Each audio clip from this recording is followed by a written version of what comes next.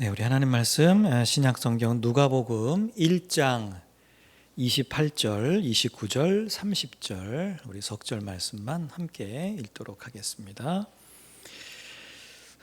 누가복음 1장 28절로 30절까지의 말씀입니다. 신약 성경 87페이지쯤 있습니다.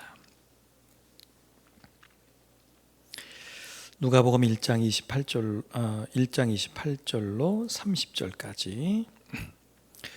자, 우리 함께 읽습니다. 28절입니다. 시작. 그에게 들어가 이르되 은혜를 받은 자여 평안할지어다. 주께서 너와 함께 하시도다 하니 처녀가 그 말을 듣고 놀라 이런 인사가 어찌함인가 생각하매 천사가 이르되 마리아여 무서워하지 말라. 내가 하나님께 은혜를 입었느니라. 아멘. 자, 우리가 지난주에 그 앞에 있는 말씀을 통해서 마리아를 만나러 하나님의 보내심을 받은 천사에 관한 말씀을 우리가 좀 나누었습니다. 그 말씀 통해서 우리는 누구든지 자라온 환경이나 또 지금의 형편, 처지 이런 거와 상관없이 하나님의 쓰임을 받는다. 뭐 이런 말씀을 나눴죠. 우리는 뭐 지금 갈릴리가 굉장히 갈릴리를 잘 알고 있지만 이 갈릴리 지방은 그 가나안 지역에서 보면 그리 큰 지역도 아니고 거기에서 더더군다나 나사렛이라고 하는 동네는 시골의 작은 동네 몇 명 살지도 않는 이제 그런 곳인데, 자, 그 약혼은 했지만 그런 동네에 사는 더더군다나 약혼은 했지만 아직 결혼을 하지 않은 무명 이름이 없는 그런 마리아라고 하는 여인에게 하나님께서 가브리엘이라고 하는 천사를 보내서 처녀의 몸으로 메시아가 잉태될 것을 이제 예언하시는 그런 거라고 했죠. 마리아, 이 사람이 머물렀던 곳은 굉장히 작은 동네. 마리아, 요 말씀 있기까지는 아무도 몰랐던 그런 사람인데 하나님이 그녀가 사는 곳으로 천사를 보내서 그에게 놀라운 일을 행할 계획을 말씀하셨다라고 하는 거죠. 여러분, 이런 걸 보면 우리가 누구든지 처한 상황이나 자란 환경 때문에 혹은 지금의 어떤 모습들 때문에 나는 하나님의 백성이 될 수 없고 나는 하나님이 맡기신 일들을 감당할 수 없다, 이렇게 말할 수 없다라고 했습니다. 하나님은 어디에서 태어났느냐, 뭐 어느 가문이냐, 어느 집안이냐, 그걸 그다지 중요하게 여기지 않으신다고 했죠. 사람들은 그거 굉장히 중요하잖아요. 어느 지역 출신이냐, 또 어느 가문, 누구네 집안이냐, 이거 굉장히 많이 따지죠. 그런데 하나님은 그런 걸 보시는 게 아니라는 거죠. 하나님이 중요하게 여기시는 것은 장소나 공간이 아니라 항상 그 사람의 믿음이었다라고 하는 것이죠. 물론 뭐 우리가 조금 더 나은 환경에서 자라면 좀 더 뭐 공부도 더 할 수 있겠고 좀 더 좀 풍요롭게 살면서 많은 것들을 할 수 있는 기회가 있을지 모르지만, 그러나 여러분, 하나님께서는 그런 것들보다 우리에게 믿음이 있는가 없는가, 이거를 항상 보신다고 했습니다. 그래서 여러분, 성경을 보면 어디에서도 하나님은 너는 왜 그런 데 사냐, 혹은 그런 곳에서도 뭘 할 수 있겠냐, 뭐 이런 말씀들, 사람들은 그런 이야기를 하죠. 나사렛에서 무슨 선한 것이 나겠느냐, 뭐 이런 이야기 하지만 하나님은 절대로 그런 말씀을 하지 않으신다라고 하는 것이죠. 그 대신 물으시는 게 있다면 뭐예요? 너에게 믿음이 있느냐, 이걸 항상 물으신다라고 했습니다. 여러분, 그래서 많은 경우 우리가 참 나를 돌아보면서 내 처지와 신세, 자라온 환경, 뭐 이런 것 때문에 우리가 참 낙심할 때가 많이 있지만 우리 그러지 말자고 했죠. 물론 말씀드린 것처럼 나도 누구처럼 좀 더 좋은 곳에서 태어났더라면, 내가 좋은 내가 내 인생 가운데 그때에 그런 문제와 어려움이 없었더라면, 내가 뭔가 좋은 집안에서 태어나고 좋은 배우자를 만났더라면, 뭐 이런 여러 가지 우리가 뭐 그런 생각을 할 수 있을지 모르지만, 여러분, 우리가 우리의 눈을 좀 나에게서 내가 자라온 나의 지금 모습 이런 것이 아니라 내 눈을 하나님께로 조금만 돌려보면 하나님은 전혀 다르게 생각하신다는 걸 우리가 알 수 있다라고 했습니다. 그러니까 이제 그게 성경을 보는 또 다른 이유겠죠. 여러분 그냥 내가 자꾸 나를 보면 좀 이렇게 답답하고 때로는 좀 한심하고 때로는 좀 낙심되고 그러죠. 자, 그런데 우리가 성경이라는 건 뭐예요? 거기에 나를 향하신 하나님의 생각과 뜻이 있어요. 우리 자꾸 성경을 보는 거예요. 나는 나를 볼 때 참 답답하고 한심할지 모르지만 나를 보시는 하나님은 다르다는 걸 성경은 기록하고 있기 때문에 우리는 그 성경을 통해서 어떤 것에도 개의치 않고 내가 믿음만 갖고 있다면 나를 들어 쓰시는 하나님을 볼 수 있다고 했습니다. 여러분, 그래서 우리가 어떤 삶의 상황 가운데서도 좀 더 힘을 내자. 나 때문이 아니죠. 그런 나의 믿음을 보시고 나를 들어 사용하시는 하나님이 계시기 때문에 우리가 좀 더 힘을 내자. 그런 말씀을 우리가 지난주에 나눴습니다. 자, 오늘 말씀은 천사가 이제 마리아에게 하나님이 너에게 이런 일 하실 거야 라고, 우리는 알죠. 그 이제 메시아 예수님이 이제 너를 통해서 태어나실 거다라는 그 말씀을 하시기 전에, 지금 본격적인 이야기를 하기 전에 인사처럼 서두에 먼저 이게 뭔가 인사와 같은 말을 꺼내는 그런 내용이 오늘 말씀입니다. 자, 오늘 말씀에 보면 26절에 그랬죠. 사가랴의 아내 엘리사벳이 요한을 임신한 지 6개월째 되는 해, 지금 그때에 그 달에 지금 이런 이야기들이 지금 오고 가는 거예요. 자, 하나님께서 천사 가브리엘을 이 마리아에게 보내사 그녀에게서 예수님이 태어날 것을 말씀해 주시죠. 오늘 말씀은 아닙니다. 이제 뒤에 그런 이야기들을 하는데, 자, 그 말씀을 전하기 전에 오늘 말씀을 하시는 거예요. 먼저 마리아에게 인사를 전하죠. 근데 그게 뭐가 중요하냐? 근데 이 인사가 마리아 입장에서는 꽤 인상적인 인사라고 하는 거예요. 왜냐하면 이 인사가 일상적인 인사가 아니라는 거죠. 우리 일상적인 인사가 뭐예요? 잘 있었냐? 밥 먹었냐? 잠은 잘 잤냐? 이런 인사들이 일상적인 인사죠. 자, 이스라엘 사람들에게 샬롬, 평안하셨습니까? 이게 일상적인 인사입니다. 자, 근데 오늘 말씀에 보면 이 인사가 일상적인 인사가 아니라는 거예요. 오늘 26절에 이 천사가 가브리엘이라고 미리 말씀을 앞에 말씀에서는 하죠. 근데 막상 이 천사가 마리아와 대화할 때는 자기 이름을 밝히지 않아요. 그러니까 성경을 읽는 우리는 이 천사가 가브리엘이로구나 알지만, 지금 이 천사와 이야기를 나누는 마리아는 몰라요. 왜? 이 천사가 자기 이름을 이야기 안 했기 때문이죠. 앞에 사가랴는 이야기를 해요. 내가 하나님 보낸 천사 가브리엘이다. 근데 여기는 이야기를 하지 않습니다. 아마 그 차이는 가브리엘은 사가랴는 불신했죠. 믿지 않았어요, 상황들을. 근데 마리아는 믿음으로 이렇게 천사를 대했기 때문에 아마도 천사가 자기의 이름을 밝힐 필요가 없지 않았을까. 자, 천사가 마리아에게 들어가서 하는 첫 마디, 은혜를 받은 자다. 자, 은혜를 받은 자다. 그녀를, 이 마리아를 그렇게 부른다라고 하는 것이죠. 은혜를 받은 자다. 무슨 은혜요? 하나님의 은혜를 받은 자다. 이게 일상적인 인사가 아니잖아요. 여러분, 사실 이제 은혜라는 말을 오늘 우리가 많이 쓰죠. 그런데 이 우리가 많이 쓴 은혜라는 말은 사실은 초대교회 이후에 사도였던 바울이 자기가 정말 죽을 수밖에 없는 죄인이었는데 주님의 그런 놀라운 은혜로 자기가 구원을 받았잖아요. 그러면서 은혜라는 말을 굉장히 많이 쓰면서 교회 안에 은혜라는 말이 굉장히 풍성하게 사용되기 시작했습니다. 자, 그런데 여러분, 구약에서 하나님의 은혜를 네가 받았다. 요거는 굉장히 좀 특별한 경우인 거예요. 지금 천사가 와서 마리아에겐 첫 마디가 하나님의 은혜를 받은 마리아야, 이렇게 인사를 하고 있단 말이죠. 여러분, 그래서 이 인사는 하나님이 마리아를 굉장히 귀하게 여기신다라고 하는 그런 의미인 것이죠. 자, 그 뒤에 나는 평안할지어다. 우리가 아는 샬롬입니다. 이건 일상적인 인사입니다. 평안하냐? 이건 물어보는 겁니다. 자, 그 뒤에도 보면 주께서 너와 함께 하신다. 이것도 조금 일상적이지 않아요. 하나님이 너와 함께 하신다. 여러분, 이거는 아무에게나 이렇게 말하지 않습니다. 말씀드렸어요. 아까 은혜라는 말처럼 신약 시대에 예수님께서 십자가 달려 죽으시고 이제 부활하시고 승천하시고 성령이 우리에게 오시고, 그래서 이제는 하나님이 우리와 함께 계시는 게 일상이 됐죠. 우리는 성령이 우리와 함께 하시고 임마누엘, 하나님이 우리와 함께 계신다. 이게 이제 신약 시대를 살아가는 저와 여러분들에게는 일상입니다. 하지만 이때까지는 구약시대 요때까지는 일상이 아닙니다.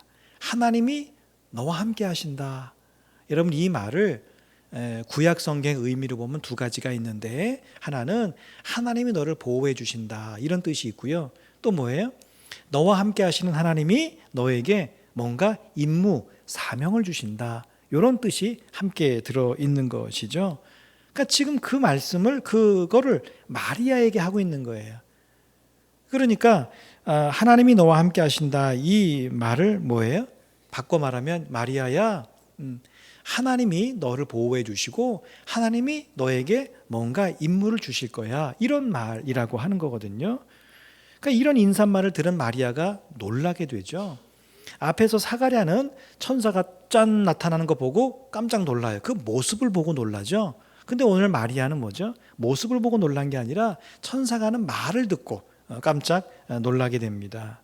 그 당시에는 남자가 여자에게 만나거나 지나칠 수는 있지만 굳이 다가와서 말을 걸거나 이게 거의 없었기 때문에 사실 남자의 모습을 한 천사가 이렇게 그녀에게 말을 건넨 것에 놀라기도 했고, 또 하나는 그 말을 하는 그 내용이 굉장히 조금 이렇게 신앙적으로 보면 이게 이해가 되지 않는 이제 그런 인사말이었기 때문에 그렇죠.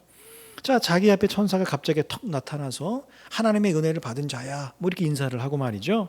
또 그녀에게 하나님 너와 함께 하신다 이런 인사를 하고, 자, 그럴 때에 이 마리아는 내가 무슨 은혜를 받았지?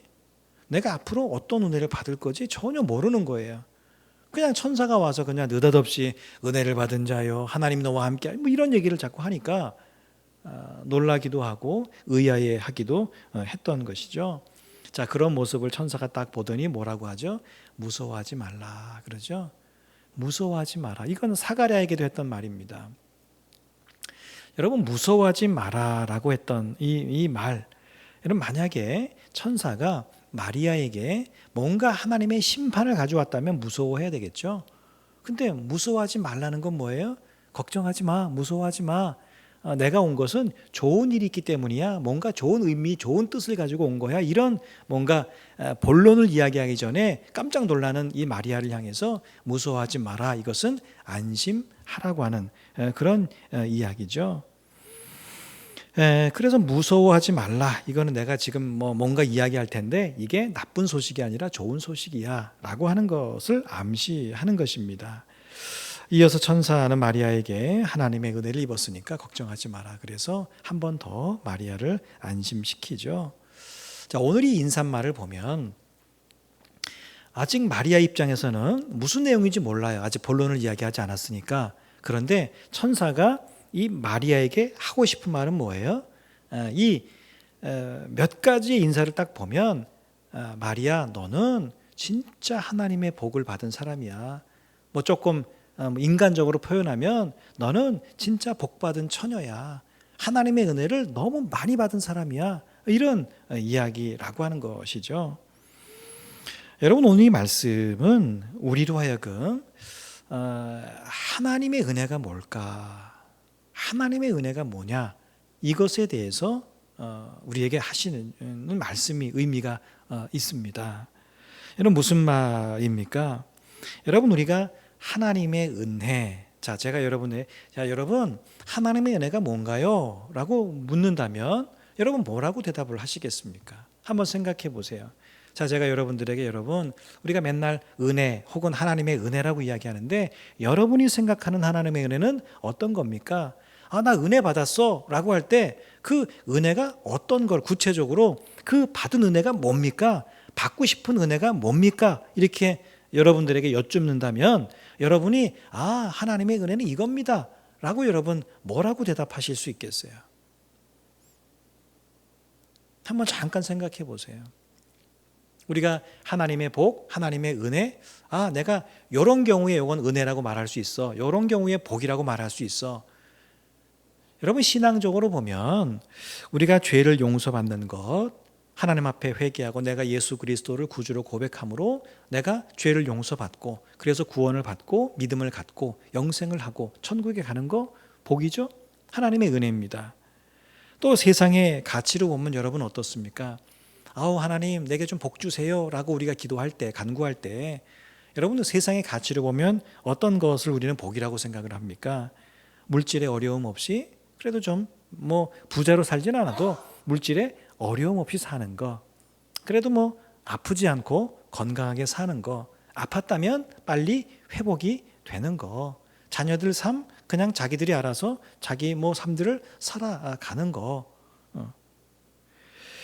내가 하는 모든 일들이 잘 되는 거, 여러분 그런 거 우리가 보통 하나님 은혜다, 하나님께서 복 주셨다 이렇게 말하지 않습니까? 여러분 조금 지나치게 말하면 우리가 은혜요 복이라고 하는 것들이 때때로 조금 지나치게 말하면 여러분 우리가 아무 일도 하지 않으면서 놀고 먹으면서 물질과 삶에 아무 어려움이 없다면 우리가 혹시 그것들을 복과 은혜라고 생각하지 않는가라고 하는 겁니다.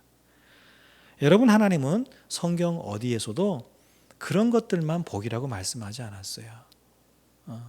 그게 복이 아니라는 게 아닙니다. 성경에도 우리 건강의 복이 있고 개인의 복이 있고 물질의 복이 있죠. 또 생명, 오래 사는 복이 있고요. 가정과 가문과 여러 복들이 쭉 나옵니다. 여러분 그런데 성경 어디에서도 그런 것만 하나님의 은혜다, 그런 것만 복이다 이렇게 말씀하지 않았다는 거예요.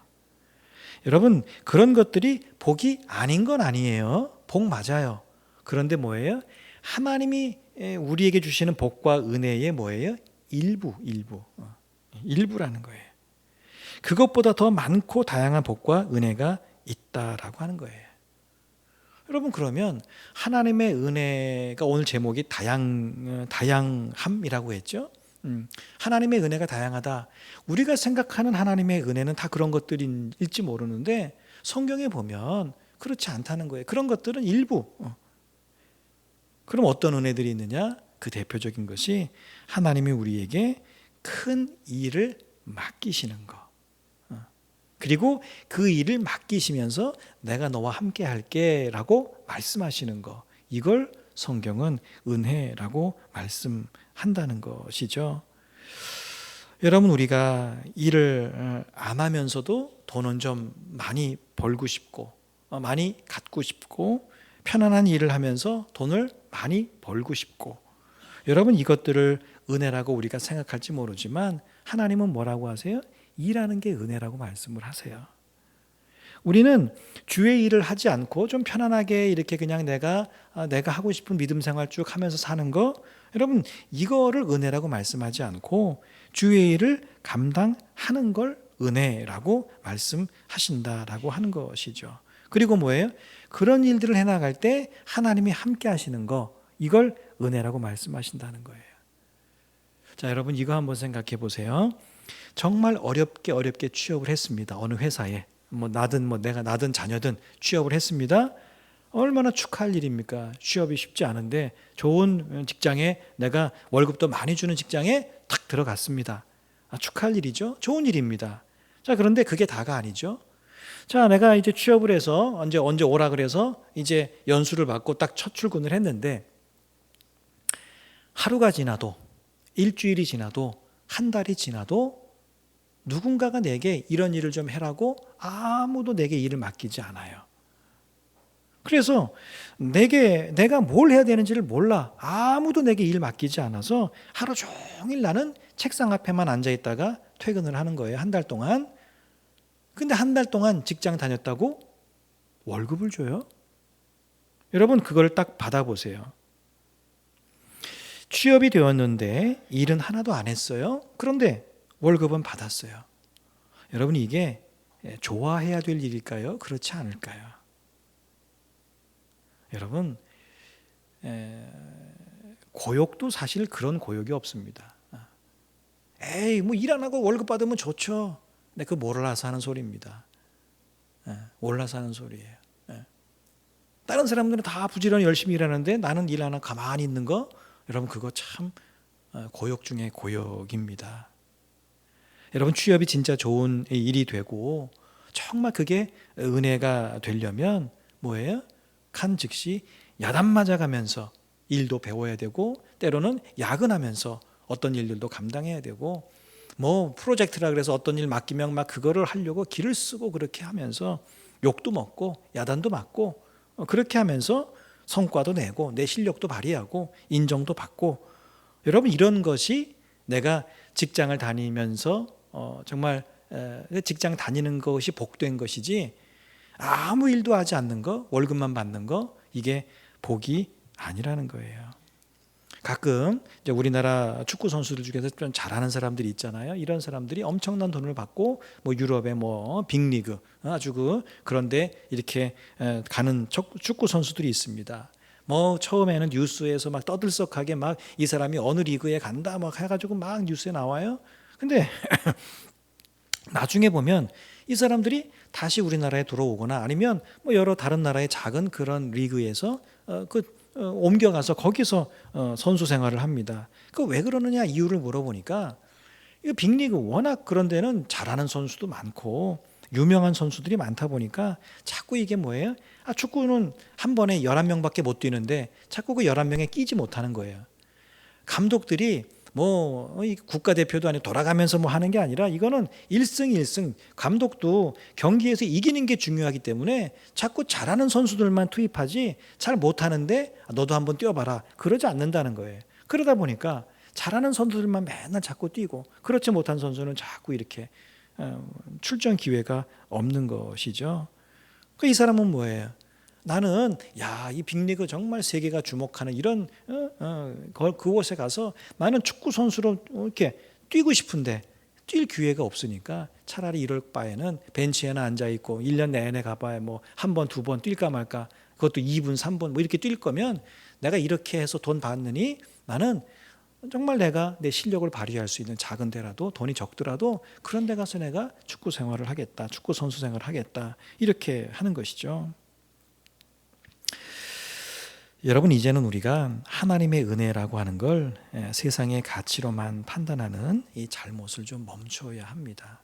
세상의 가치. 여러분 세상 사람들은 우리 믿음을 가지고 살아가는 사람들의 은혜와 복의 가치를 자기 기준으로만 봐요. 그렇죠? 여러분 주변에 다 그러시잖아요. 내가 믿음으로 열심히 사는데 갑자기 막 아파 보세요. 야 하나님 계신데 왜 아파? 하나님 계시면 다 낫게 해주셔야 되는 거 아니야? 그런 얘기 꼭 합니다. 내가 믿음 생활 잘 하는데 어떤 일을 하다가 그게 잘 안 돼서 실패했습니다. 그러면 너 하나님이 왜 그런 거 안 도와주시냐? 그런 얘기 합니다. 왜? 그분들에게 복과 은혜의 기준은 무조건 잘 되는 거예요. 무조건 회복되는 것이고 무조건 치유되는 겁니다. 여러분 우리는 그런 것에서 조금 더 벗어나야 합니다. 놀고 먹고 돈 많이 벌고 건강하고 하는 일 잘 되고 자녀들 삶이 복되고 아무 일이나 문제가 없는 여러분 이런 것들만 하나님의 은혜다라고 생각하는 것에서 우리가 조금 벗어나서 힘들고 어렵지만 하나님의 일을 감당하고 주께서 맡기신 일들을 감당해내면서 그 속에서 함께 하시는 하나님을 경험하는 것 여러분 이것도 은혜임을 우리는 기억해야 합니다. 우리가 하나님의 은혜라는 걸 내 생각대로 자꾸 한 방향으로만 생각하면 안 돼요. 여러분 말씀드린 것처럼 그런 생각은 미신을 따르는 사람들도 다 그 생각하잖아요. 뭐 미신 따르는 사람들이 우상 앞에 가서 뭘 빌겠습니까? 하나님 지금 건강한데 병들게 해주세요. 그렇게 비는 사람이 있습니까? 한 명도 없죠. 미신과 우상 앞에 비는 사람들이 그 비는 복은 다 말씀드린 그런 거예요. 여러분 믿음을 가진 우리는 좀 달라야 되지 않겠습니까? 그죠? 미신을 섬기는 자와 우리의 다른 점이 그런 어떤 게 다르냐는 거예요. 여러분 그 차이가 있다는 거예요. 우리가 이제는 세상의 가치만 가지고 이것만 은혜다. 잘 되는 것만 은혜고 좋은 것만 복이다가 아니라 그렇지 않은 것도 하나님이 함께 하시면 그게 은혜요 복이라는 생각까지도 우리는 좀 가져야 한다라고 하는 것이죠. 여러분 그렇게 놓고 보면 성경은 편하게 앉아서 그냥 편안하게 사는 거, 잘 먹고 잘 지내는 거, 모든 일이 잘 되는 것에 대해서는 아주 조금 기록되어 있어요. 기록이 아주 없는 건 아닙니다. 조금 기록되어 있어. 반면에 하나님의 사명을 감당하는 은혜에 대해서는 굉장히 많이 기록되어 있습니다. 여러분, 성경에서 어떤 사람이 잘 먹고 잘 살다가 잘 믿음으로 살다가 잘 죽었더라. 여러분, 이런 말씀이 많던가요? 아니면 상황과 형편이 안 되었지만 하나님의 말씀 앞에 순종하고 사명을 감당했다. 하나님이 그에게 능력을 주시고 그와 함께 하셨다. 여러분, 이런 말씀이 많던가요? 여러분, 사실 성경의 대부분은 사명을 감당했던 사람들이 하나님의 함께 하심을 은혜로 고백했던, 여러분, 그런 내용들이 거의 대부분입니다. 우리하고 좀 차이가 있어요. 우리는 은혜를 잘 되는 거, 회복되는 거, 좋아지는 거, 많아지는 거, 이런 것만 우리는 생각하는데, 성경에 보면 우리 수많은 믿음의 선조들이 정말 하나님의 은혜라고 고백했던 게 뭐예요? 그런 것들이 아니었더라고요. 정말 어렵고 힘든데 하나님 말씀하셔서 내가 어떻게 해야 되지?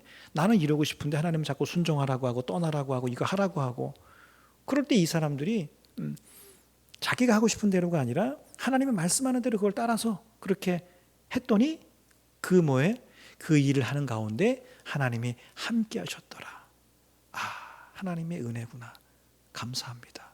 여러분, 이게 계시록까지 나오는 거의 대다수의 말씀 아닙니까?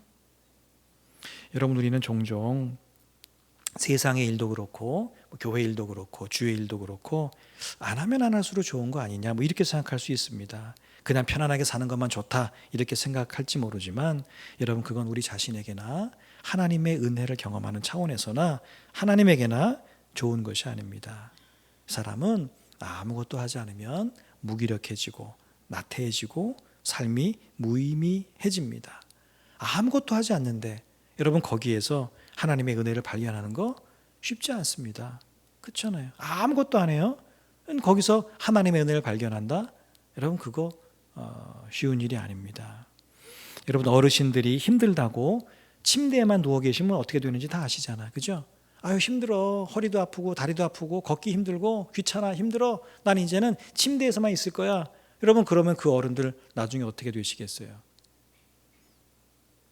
우리 주변에 건강하게 사는 어른들 보면 뭐라도 하세요. 보면 텃밭을 가꾸시든 돈이 되든 안 되든 병을 주우시든지 폐지를 주우시든지 장에서 뭘 갖다 파시든지 동해간에 가시든지 뭐라도 움직이면서 하신다는 거예요.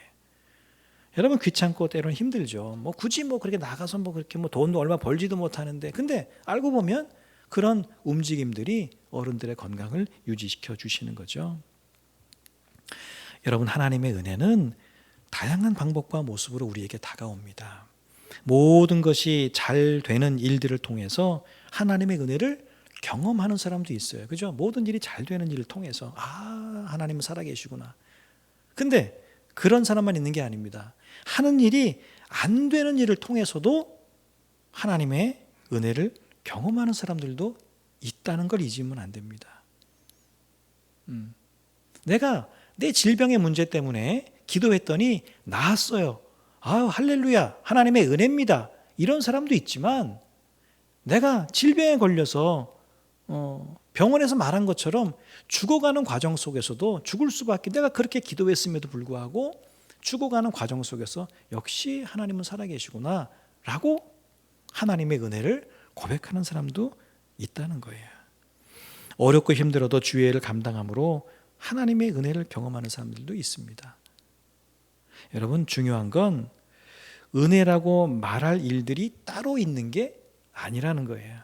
요건 은혜고 요건 복이고 이런 일이 생기면 이건 은혜가 아니지, 그런 일을 어떻게 복이라고 말할 수 있어, 이렇게 은혜와 복과 이게 맞는 것과 아닌 게 구분되어 있는 게 아니라, 여러분, 무슨 일이든 그 일에 하나님이 함께 하시면 은혜인 줄로 믿습니다.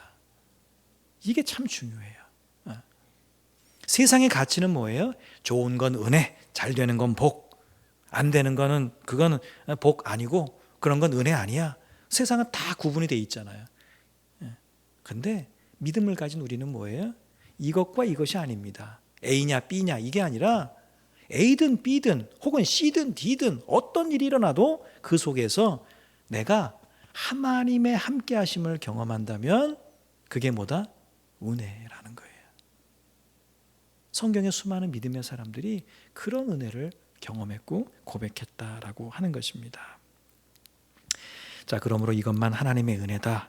여기서 벗어나서 특별히 하나님이 우리를 부르시는 그날까지 그것이 무엇이든 여러분 믿음 안에서 교회 안에서 주의 일들을 감당하면서 살아가십시다. 할 일이 없다고 혹은 나이가 들었다고 혹은 힘들다고 여러분 가만히만 계시지 말고 내가 할 수 있는 주의 일이 뭘까? 내가 할 수 있는 교회 일이 뭘까? 내가 할 수 있는 삶의 일들이 뭘까? 여러분 이런 것들을 기도하면서 찾아 뭐라도 해보세요. 여러분 그런 것들을 하다 보면 하나님이 내게 주시는 마음들이 있다고요. 말씀드렸죠. 한 발을 내디디지 않으면 두 번째 걸음이 보이지가 않아요. 내가 뭐 할 수 있겠어 하고 가만히 있으면 아무것도 일어나지 않아요. 아무것도 할 수가 없어요. 근데 그냥 한번 이거 한번 해볼까 하고 하나를 딱 시작하면 그 다음에 그 다음 게 보이는 거예요. 하나님이 야 이런 거를 좀 해라 이런 게 내 마음에 느껴지기도 하고 그런 것들에 내 마음이 가기도 한다라고 하는 것이죠. 여러분 우리는 그걸 평생 하는 겁니다. 그리고 그 일들 우리가 좀 좋게 말하면 그 사명을 평생 감당하면서 하나님의 은혜를 경험하는 것이죠. 여러분 마리아에게는 사명이 은혜였어요.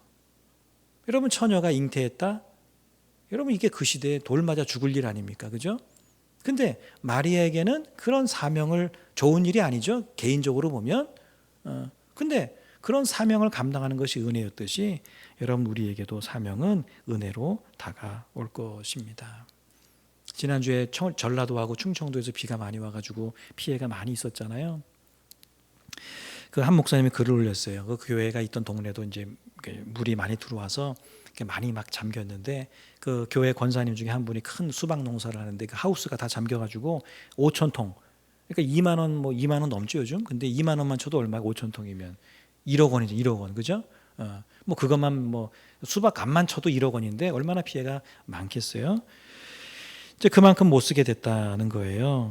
이제 아직 비도 그치지 않고 물도 완전히 빠지지 않고 이래서 이제 목사님이 오늘은 새벽 기도에 누가 오시겠나 이게 피해도 너무 많고 그랬더니 그래서 이제 와 보시니까 몇 분이 와서 새벽 기도의 자리에 앉아 계시더라는 거예요. 근데 보니까 그 권사님도 계셔. 그래서 끝나고 나서 권사님 지금 저기 하우스 다 저렇게 피해가 있어가지고 이거 가서 이렇게 정리하고 이래야 되는데 어떻게 오셨냐 그랬더니 내가 평생 이렇게 새벽 재단을 쌓았는데 피해 있는 건 맞는데 그렇다고 지금 할 수 있는 것도 없고 어차피 이제 비 그치고 물 빠지면 그때 가서 이제 하면 된다고 그런 말씀을 하시면서 새벽 기도를 하고 가시더라는 거예요. 그러니까 이 목사님이 생각하면서 이게 기도의 사명이라는 게 이런 것이로구나. 그런 걸 새롭게 본인도 도전도 받고 깨달았다고 하시더라고요. 여러분 인생의 마지막까지 무얼 하다 가고 싶으세요? 인생의 마지막까지. 여러분 겨우 내 손으로 먹고 마시는 정도, 내 몸 내가 가눌 수 있는 정도, 자식들 폐 끼치지 않을 정도, 여러분 마을회관 가서 10원짜리 화투 칠 정도, 여러분 그런 정도가 되지 않기를 바랍니다. 주님이 이 땅에서 내게 맡기신 사명을 누가 뭐라고 해도 곁에서 아무리 그 나이에 그만해라 주책이라 아무리 이야기해도 나는 그 사명만큼은 끝까지 좀 내가 죽는 날까지 하나님이 나를 부르시는 그날까지 나 이거 하다 갈 거야. 여러분 그런 게 하나쯤은 좀 있으시기를 바랍니다. 인생의 마지막 순간에 내 손에서 놓지 못하는 게 돈이든 통장이나 아니면 자식이나 아니면 세상에 좋은 어떤 것들이 좀 아닐 수 있기를 바랍니다. 가끔 노인교실 할 때 보면 우리 나이 들어서 억울한 분이 많더라고요. 뭐가 억울하세요? 그랬더니 이 세상이 이렇게 좋은데 좀 노령연금 주지 미용하라고 뭐 주고 이렇게 세상이 좋은데 억울하다 그러면서 막 그런 분이 몇 분 계셨어요. 여러분 일찍 죽으면 억울한 이유가 세상이 이렇게 좋은데 그건 누리지 못해서 죽는 게 억울한 것이 아니라, 저는 만약 믿음을 가진 우리가 억울하다면 하나님께서 내게 맡기신 주일이 있는데 그것을 더 감당하고 싶어서 좀 억울할 수 있기를 바랍니다. 억울하다면, 야, 세상이 이렇게 좋은데 이 좋은데 오래 살고 이거 다 누리고 놀고 그렇게 받고 그러고 살다가 가야지, 안 억울하지, 이게 아니라 하나님이 내게 맡기신 거 있는데 이거, 야, 내가 좀 더 하고 싶어서, 내가 끝까지 좀 이거 좀 하고 싶은데 내가 너무 아프다, 이제 얼마 안 남은 것 같다, 그래서 참 억울하다. 억울해야 된다면 우리가 그런 억울함이 좀 우리에게 있어야 하겠습니다. 여러분, 우리의 나이와 연세가 얼마이든지 간에 우리가 하나님 앞에서나 자녀들 앞에서 또 주변 사람들에게, 나 자신에게 뭐랄까요, 좀 이런 믿음의 멋진 인생을 보여주고 살아가는 저와 여러분 될 수 있기를 바랍니다. 우리의 자녀들이 언젠가 우리들을 보면서 이야기하지 않겠습니까? 나도 우리 아버지처럼 죽고 싶다, 우리 어머니처럼 저런 인생의 어떤 마무리를 하고 싶다. 여러분, 그런 모습으로 우리가 결국은 우리가 우리 자녀들에게 뭘 남겨줄 수 있겠습니까? 물론 우리가 돈이 많은 분들은 유산을 남길 수도 있겠지만, 집을 남겨줄 수도 있지만, 여러분, 우리가 우리 후손들에게 남겨줄 수 있는 건 결국 인생 아니겠습니까? 믿음 아니겠습니까? 그래, 우리가 좀 돈은 없지만 우리 어머니 보니까, 우리 아버지 보니까, 우리 할머니 할아버지 보니까, 참 나도 저렇게 살고 싶다. 내가 50이 되고 60이 되고 70이 돼도 난 저렇게 살고 싶다. 저렇게 살다 가고 싶어. 이런 모습으로 우리가 우리 후손들 앞에서 좀 살아가야 되지 않겠습니까? 그래야 우리가 주님 앞에 갔을 때에 후회 없이, 하나님, 나 세상 가운데서 하나님이 내게 이거 맡겨주셨는데 그거 진짜 비누가 닳아 없어지듯이 끝까지 감당하다가 주님이 이제 그만하고 와라 그래서 왔습니다 라고 당당하게 말할 수 있지 않겠습니까? 여러분, 남은 삶 우리가 좀 그런 인생을 좀 살아갑시다.